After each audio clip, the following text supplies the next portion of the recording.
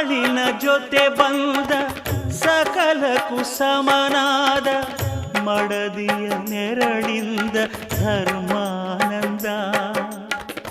ಹೃದಯದ ನೋವನ್ನು ಪ್ರೀತಿಯ ಸುಧೆ ಮಾಡಿ ನಾಲ್ವರ ನಗಿಸುವುದೇ ಮನುಜಾನಂದ. ಬೆಲ್ಲದ ಕಣದ